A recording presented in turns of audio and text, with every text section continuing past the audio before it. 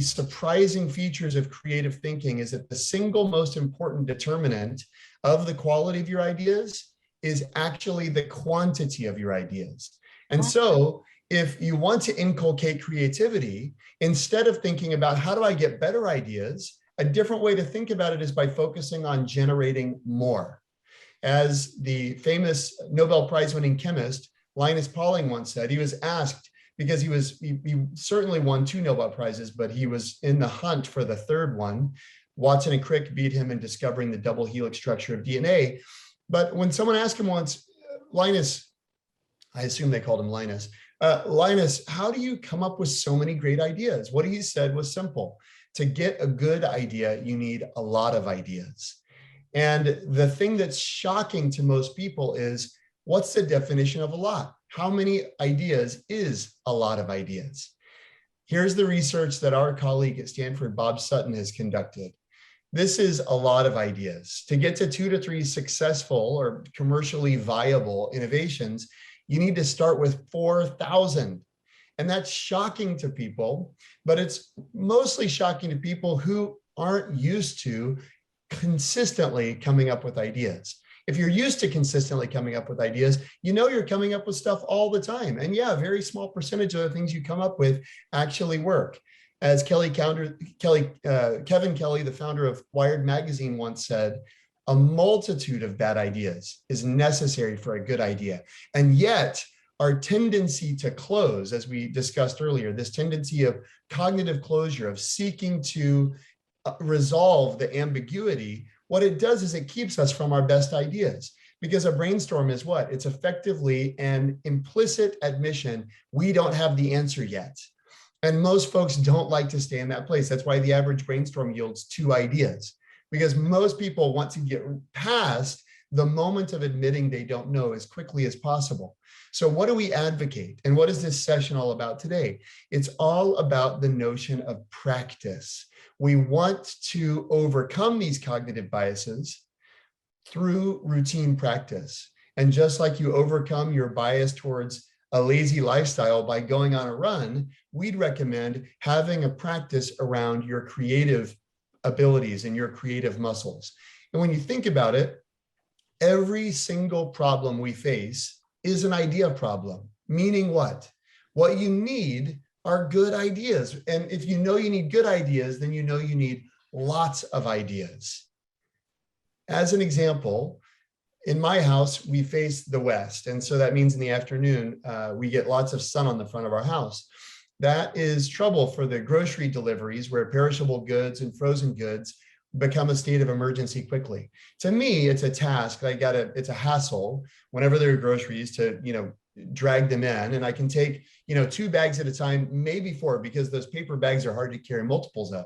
And so, for me, it's a task. One day I enlisted my 9-year-old daughter to help me with the task. And for her, it wasn't a task. It was an opportunity for creativity. And what was to me a boring chore was for her an opportunity to express inventiveness and creativity. You see her there pulling her 2-year-old sister on the roller coaster she created, right?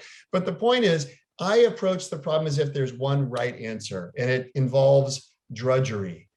Someone else approaches the problem radically different. And the same is true for almost every problem we face. If we stop and say, let's generate a volume of ideas, we could experience creative epiphanies much more frequently. And so the practice we advocate is a practice that we call the daily idea quota, where we flip our orientation from, instead of thinking about the one right answer, we flip and say, what are lots of answers, possible answers? And what we want to do is we want to implement this daily practice. It's this daily routine or ritual of generating a volume of not just good ideas, but also bad ideas that ultimately leads to the resilience needed to overcome that pernicious cognitive bias of seeking cognitive closure. So we have asked our dear colleague, Dr. Kathryn Segovia, to lead us through an exercise today where we will each build a customized habit to enable us to overcome this cognitive bias. And our hope is that over the course of... over the course of the holiday break, everyone will have a chance to practice this habit and build it into a routine before we come back to work and craziness and busyness. And we'll have built up a little bit of a rhythm and ritual that enables us to delay cognitive closure and resist that tendency to seek cognitive closure just a little bit longer. So with that, I'll hand it over to Kathryn. Make sure you've got a pen and paper and a notepad.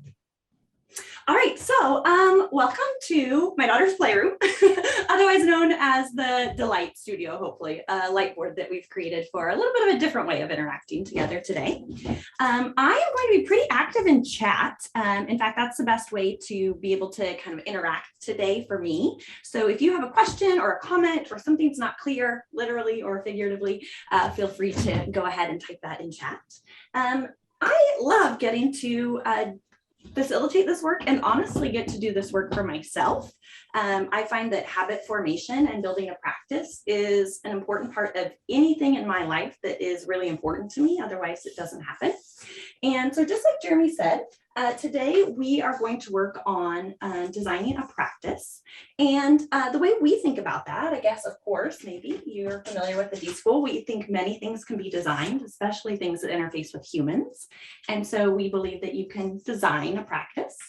And maybe that the most fundamental kind of element, if I were a chemist, I think the atom of this tiniest part that we can look at is a habit. And habits are broken down into even smaller parts. So maybe this is like a subatomic. I don't even know. I think this is getting beyond me, but a very tiny, tiny, tiny. Look at the tiniest building blocks of how you develop a practice. And that's what we're going to get to do today.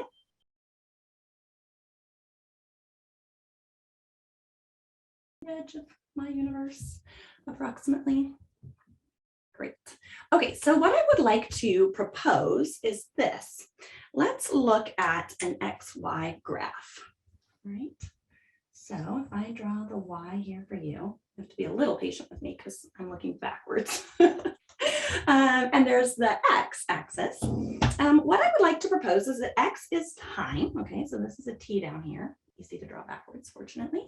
And this is progress or impact, all right? Okay, so if you are developing a new skill, let's say you're starting here down kind of low here, right? You're at the very beginning, you don't have a lot of progress and you're really early in time. What might you expect this curve to look like? Feel free to put it in chat. Yeah, okay, I'm a little bit behind on chat. I love this. Thank you so much. Very cool. What do you think it would look like? Yes, Fernando, I have thoughts on that, except things are going to reverse in a second, so it gets complicated or magical. Oh, slow at first and then accelerating. That's pretty cool. Okay, I love that thought.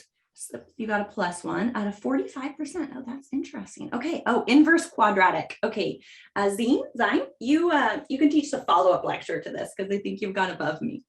I would propose that if you're a really rational human being, you might think, okay, with a little bit of time, you get a little bit better. And a little more time, you get a little bit better. A little bit of time, you get a little bit better, right? It might look something like this.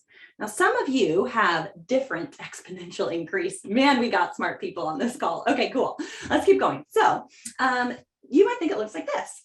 Some of you have a different proposal, and I think that's pretty cool. What we actually learn in this, let me see if I can add a couple of details here, is that progress is really not linear. And so there's a part of this that might not fall to your expectations or your hope that with a little bit of time, you get a little bit better.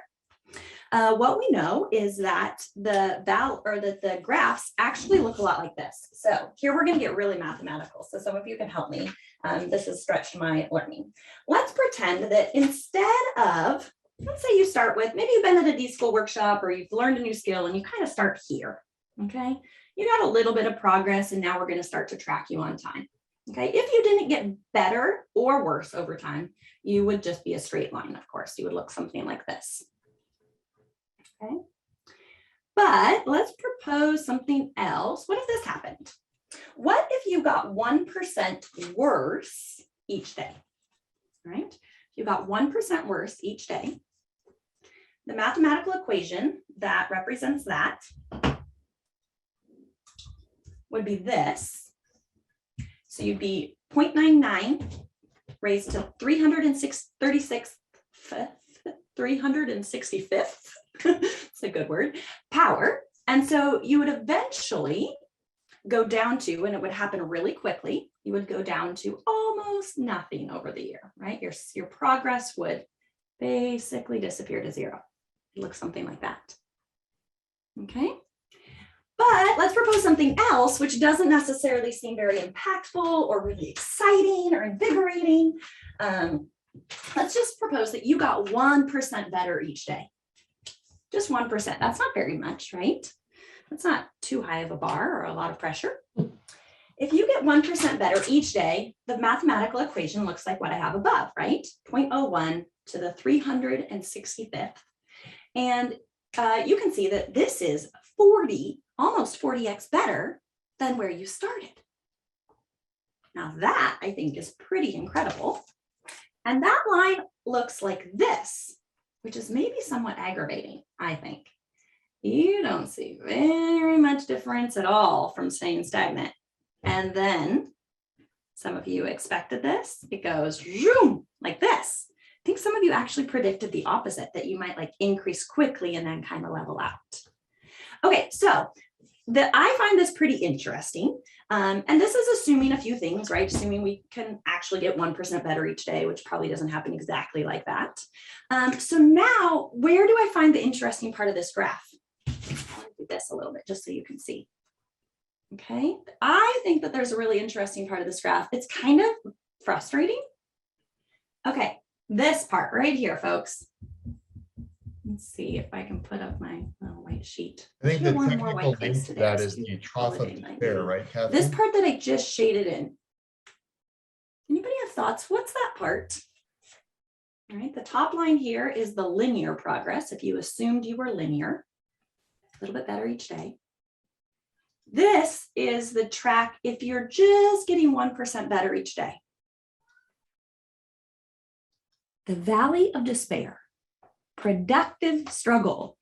We've got an optimist on the line. The design spot. That's a really great point. We should do another workshop. We should design for this moment and habit formation. That's a great idea.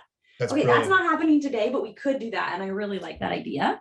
The learning pit, the frustrating zone, anxiety, ooh, another optimist, the creativity zone. I love it.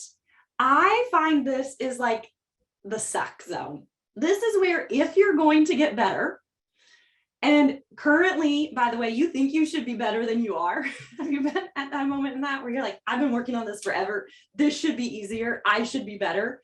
And yet every other kind of force or practitioner or researcher in habit formation and learning would say, nope, you're right on track. Okay, so this part is just where we have to embrace the suck. And I love the idea of doing a workshop on exactly those moments. This would probably come in January for most of us, or actually a little bit later. I think it's supposed to start around day 40 or so.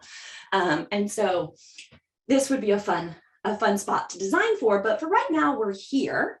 And we ultimately want to get up here, right? And we know this track looks like this. So for me, this part actually, even though this is emotionally hard, this is behaviorally hard right here.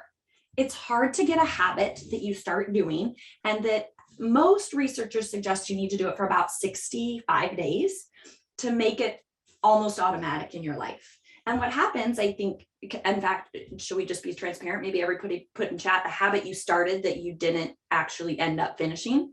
So let's see, one for me recently was, I was going to run every day in the pandemic. I actually did it kind of decent, but about, a few months into that stopped. Journaling daily. Yes, I had that habit too. Yeah, no longer 21 days. True. It's a little bit more than that, most people believe, for automaticity. I think is the right word. Automation, mediation, or meditation. Mediation would be another interesting thing. No carbs. Yeah. Okay. So this zone is what we're going to design for today.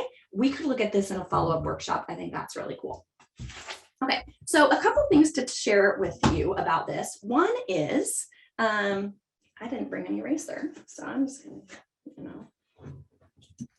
a constraint is the, what did they say it? Constraint is the, mother of innovation. There we go. Okay, so there are many stories you can look up that follow this. Actually, one of the stories that James Clear uses in his I love it. By the way, I can't hear you. So pretend I'm deaf. Because of an audio issue, I'm not hearing anything. So if somebody's trying to weigh in, I'm not ignoring you. Just put it in chat and then I guess I'll figure this out. There are many stories. So one is a really cool one. Anybody here from Great Britain or England? Might be. Yeah, I see some hands. Okay, so you had a really cool cycling team a while ago that sucked for a long time. Never won a single Tour de France, but they hired a new coach. And do you know what his mission was? It was actually just to make the team 1% better every day. And they did things in many realms where they tried to get 1% better. They decided to bring their own pillows with them when they traveled so they could get better sleep. They learned from doctors how to really wash their hands well pre-pandemic, which is interesting because they didn't want to get any sickness in their team. They painted the inside walls of their trailers with a different material and paint because they didn't want dust to accumulate and settle in the mechanics of the bicycle. And so anyway, they made 1% changes in many different realms for a very long time. You can look them up if you'd like. In fact, I don't know if I have a note on the coach's name here. But their goal was to win one tour in the next 10 years. Yeah, somebody's got it. Man, I love facilitating with you guys. You're like the best co-facilitators. Thank you. Okay, so they had this goal, one Tour de France in 10 years. Anybody want to guess what they actually achieved by just getting 1% better? Any ideas? They were champions. I love it. Yes, that's true. Okay, they won a tour in 5 years. Their first one was within 5 years. And then 5 of the next 6 years after that. Whoa, that's amazing. There are other things that grow in this way for good and for bad. Bamboo actually grows like this. True story, I had a huge area of bamboo near my home. And it started in one tiny little terracotta pot. And over the 10 years before I lived here, it spread everywhere. And I still find shoots of bamboo popping up in random places. Bamboo grows like that. Cancer grows like this. So anyway, an exponential form of growth. The impact is delayed, just like an investment. And so I want to focus today, because there is this zone of disparity or zone of, what did people say? I can't remember some of the great ones you had, but this really hard zone in the center where you have to get through. I would like us to design a habit that is well designed, so well designed that it's actually pretty well equipped to move through this hard period. Okay, there's many ways you could think about getting through this. A lot of people assume it's behavioral, that I need to be better, I need to be tougher. There's a lot of work on grit. I need to have more grit. What we find is that it's actually not so much about changing you. It's about looking at your context. It's about making the task simpler. The context and your environment support you. You can get a lot more impact there than most of us believe in a lot of the change work we're trying to do. It's not about changing the people. It's about making the environment simpler and easier to embrace that new behavior. And so some of what we're going to do today will focus on that. Okay, man, I'm having too much fun with you. You guys all signed up for the 2-hour workshop, right? I need to speed it along. Okay, so here we go. We have 4 parts to this habit that we're going to develop. Let's see if I can go this way a little bit so you can see better. Yeah. All right. So, yeah, removing constraints. People have, oh, this is fabulous. Yeah, I could link some research articles, but you'll find them. There's some really cool ones. Actually, some of the early work was around people getting vaccinated before COVID. Just if they would get, I think it was the flu vaccine, or maybe it was even earlier. Maybe it was like polio or something, but trying to see how many people they could get vaccinated. Maybe there's some history repeats itself, they say, right? So maybe there's some work for us there to understand. Okay, 4 parts that we're going to look at today, which I think are really interesting. I think we're going to focus on the first 2. To me, those are the most influential. And then we'll go from there. Okay, so the first one here is going to be cue, okay? The first thing that happens in a habit cycle, and we'll kind of go around this way, is that you're cued to do the habit in some way, okay? A lot of this is actually part of your environment and happens to you. It doesn't mean that you have to do it. We'll leverage that. The next one is that you have a craving. Gosh, isn't this great? We could design cravings. This is my favorite part, honestly, is to think about what do I crave and how do I design around it. It can be really fun. The next one is you have a response of some sort. This is what most people think about when they think about designing a habit, like doing the thing. It's actually a tiny part of it in many ways. And then finally, the reward, right? How do you reward yourself? Many different ways of looking at it for engaging this new behavior. So what we're going to do is we're going to kind of work this way. I think we'll do the first two, maybe three. We'll see how it goes. All right. So let's focus on the first one on cue. And what I'd like to tell you about the cue is that our goal is to make it really obvious, okay? So what I'd like you to do is, I'd like you to think about not the things that you do to yourself every day, right? That you have to have volition, actively get up and do, be awake for, be conscientious for, etc. Just things that happen to you. Let's put them in chat. So it feels kind of like a group work here. We only have to do 10% of the work and we get to leverage 100% of the impact. Okay, so here's what you do. First thing that happens to me in the morning is the sun comes up, the alarm goes off. That's a little cheating because I set that alarm. Love it. What else happens to you throughout your day? You meditate. That's beautiful. Somebody's got a habit already going. I open my eyes. That's a great one, right? You can't go through your day without opening your eyes. That's super obvious. You go for a walk. That's cool. You get your kids up. Yes. Or they wake me up. I finally entered that category. I love it and hate it. You do prayer. Okay, great. You hug your kiddos. That's so great. You daydream or you feed the cats. That's a great one, right? Anybody, cheers, make coffee in the morning a couple times. That's another one that usually you do, but also kind of, I don't know if you get through a day without doing it most of the time. Drink a glass of water, so much healthier. Go to the bathroom. That sounds silly, but super regular, really good habit cue. Somebody I know designed their upper body strength around using the restroom. Every time they went to the bathroom, they did 10 push-ups. Or before you go to the bathroom, even better. Curse your boss. Okay, that's kind of funny. If it happens every day, okay, but hopefully it doesn't. And maybe brush your teeth is a great one.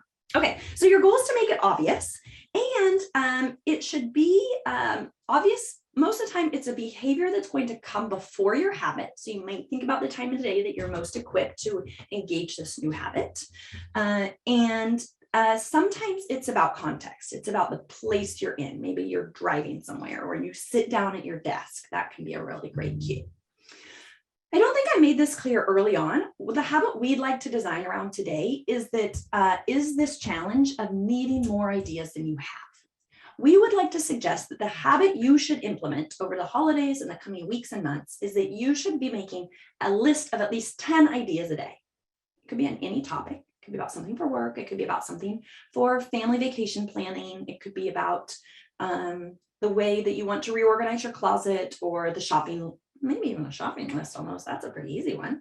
Maybe a food planning idea list. It could be really anything. So don't be weighted by work if that feels heavy right now. Don't even be weighted by the hardest challenge at work. Maybe you need to design an offsite.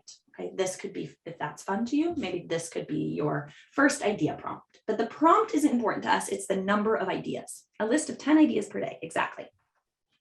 And that's what we're calling the idea quota. This is fun. I can kind of just read what Jeremy's chatting too. I can do a live read of Jeremy's chat. That's like a poetry slam or something, right? Okay, so now what we're going to do is let's spend a little bit of time thinking about all of the cues that are obvious to you and select one. When would you like to have this new habit enter your day? All right, it should be a really obvious cue. And it should be a time where you could embrace probably 5 minutes, 10 minutes. If you want to give yourself the luxury of time, 15 minutes, 20 minutes, something like that.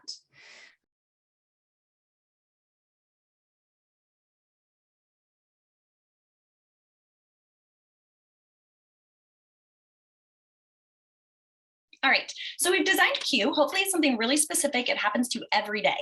It should happen to you, I would say, 5 days a week. Better 7 days a week, all right? And hopefully at that point, not hopefully, you have to have 15 to 20 minutes in that moment to create your idea quota. So it can't be something that happens to you and boom, you have to go on to something else. It has to be a spot where you have a little bit of time. Okay, so select your cue based on that, right? Would you please drop your cue in chat? Okay, would you drop your cue in chat? What is your cue?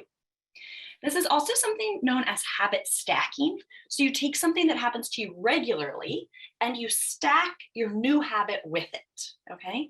This is a way of increasing your chance of success for actually completing your new habit. Yeah, showering while I'm drinking my latte, etc. Okay, these are fabulous. Great, yeah, coffee's a very common one, actually. Okay, so now let's move on to the next one. We have cue, all right? After cue, we have craving. Sorry about that. This is my favorite one to design. Okay, think about something during the time of your cue during that day, right? So if it's in the morning, that might be a different craving that you would have. If it's in the afternoon, if it's in the evening, what's something, I think craving is sometimes associated with like food or consuming something, but you can also just crave sitting in the sunshine. You can crave watching a YouTube clip. You can crave scrolling social media, for good and for bad.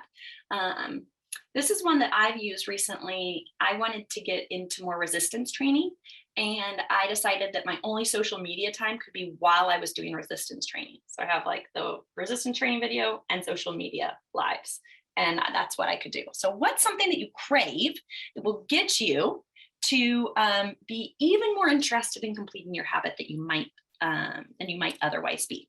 The goal with craving, get ready, this is fun, is to make it irresistible. Yeah, that's a hoot, I think. Okay, so what's something that's irresistible to you? Is it chocolate? Is it coffee? You could leverage it in that way, right? Like maybe your craving is your second cup of coffee, or maybe if you're like me, a little whipping cream in your coffee during the holidays. I don't know what you put in your coffee, but that's my drug of choice. Yeah, the heavy stuff, like not half and half. I'm way beyond that at this point. So that's what I crave.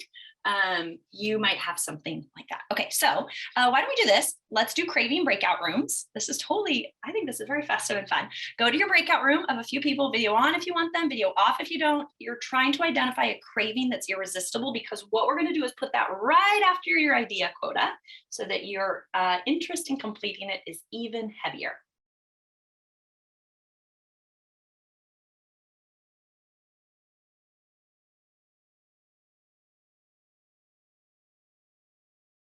Okay, great. So we have your cue and we want to make it obvious. We have your craving and we want to make it irresistible. I'd like you to fill out this Mad Lib right now that will help you capture what you have so far. All right, so the Mad Lib is this. The first one is going to be blank will cue me to blank. Okay, what's your cue is the first one. Making my coffee in the morning, or boiling the water for coffee in the morning, will cue me to, and here you want to write in, complete my idea quota, or generate 10 ideas. Okay. Blank will cue me to blank. And then we'll put a comma after I get to blank.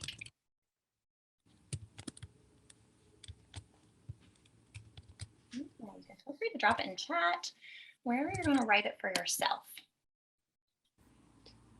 There are so many cool craving stories.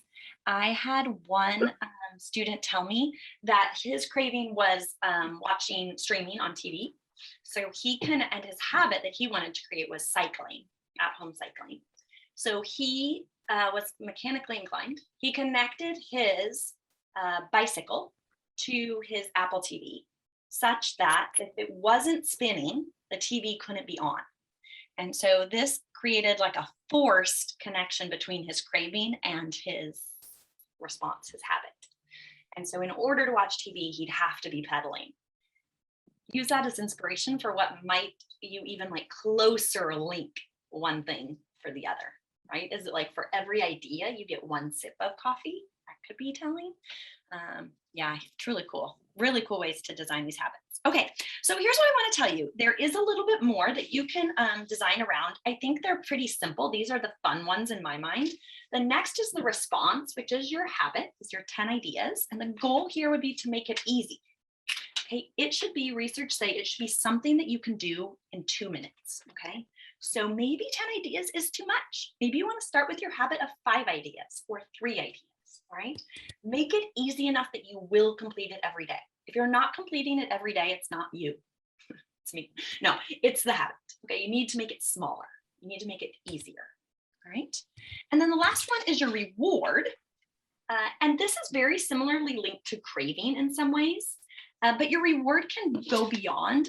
You want to feel satisfied at the end that you've done this thing. For many of us, we have a reward that is social for things that we do at work or in our family lives. We are acknowledged socially for what we do. So is there a buddy you want to connect with that you are going to reward each other, that social acknowledgement? Is it posting your ideas to our WhatsApp thread that we've created for our Masters of Creativity? Is it creating a sticker chart? We're not so far past those days as adults that a sticker chart isn't rewarding, or a calendar. Do you put a dot every day that you completed your habit? Make it satisfying to look back at your progress. All right. Okay, so these are the things you're driving for. You have 2 of them already. I'd say you even have this one, 10 ideas or less. Is there a social element to rewarding yourself for this work? Okay, I think with that, I want to give us some time to answer questions, to wrap. I apologize for a little bit of the tech issues I've had today, but it's been so fun to have so many smart people on the call and come up with even more ideas for how we could design around a creative practice than I knew before I started. So thanks for teaching me. Thank you, Kathryn. Hopefully you start to see some love happen in the Twitter sphere. I can put that back up if people want to. But again, the idea with inculcating creativity is it's about practice. Your creative ability, we deeply believe, is a craft that's honed through conscious practice. And the very simple practice we recommend is simply flipping your orientation from a quality orientation to a quantity orientation at least once a day. I dropped this in chat, this link here, but one thing I've realized, I just made this right now, that's why it's so ugly.